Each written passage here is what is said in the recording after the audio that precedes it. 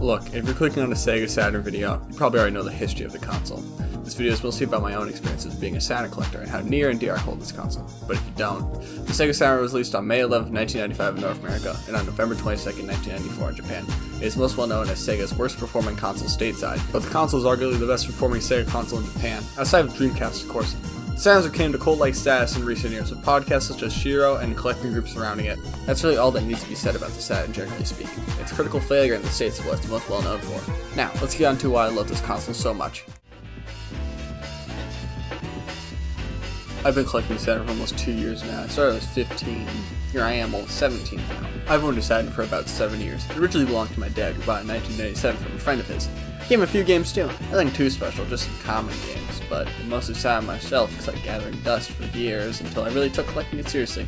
Seeing all the cool exclusives the console had, how unique some of the games are. Some of my personal favorite Saturn games that I actually own are Guardian Heroes, a beat-em-up developed by Treasure with unique gameplay and beautiful sprite work, Shining Force 3, an RPG, and the second to last game released in the USA on the Saturn. Shockingly, I only spent around $220 in my CIB copy, and last, but certainly not least, is the Street Fighter collection. This is an amazing compilation of Street Fighter titles in Saturn. It's pretty good accuracy for the time, especially in 1997. Of course, collecting Saturn does not come with its own flaws. These discs had incredibly low print runs.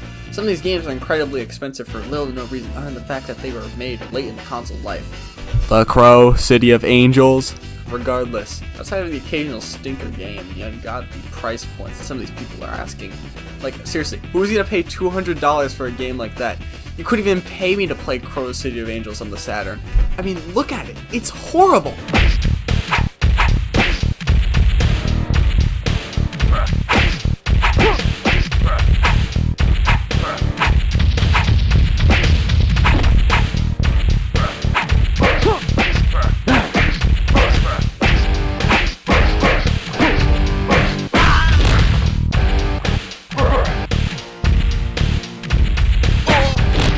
I rest my case in saying that Saturn games are way overpriced for the quality of some of them. This is abysmal the way the retro market is headed. This could be a video on its own if I really wanted to complain about more about these horrendous prices.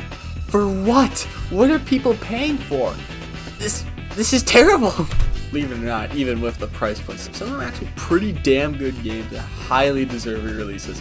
Some of these games have been trapped in this console for years, and with emulation becoming more accessible and fan translation for Japanese region-locked games, at least we'll technically have new US content coming out for the Saturn. There are over 2,000 Japanese Saturn games, compared to the measly around 260 those the United States got. It really comes down to, when it comes to collecting for the Sega Saturn, is if you want to dish out a load of money on one game, or just get an ODE.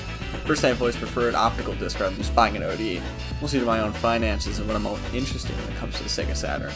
If you love owning actual game cases in the disc itself and are willing to shell out the prices people ask for these games, then go right ahead. Who am I to stop you from indulging? I mean, I certainly have some of these games that I own. Regardless, if you just want to play games on the real hardware, buy an ODE.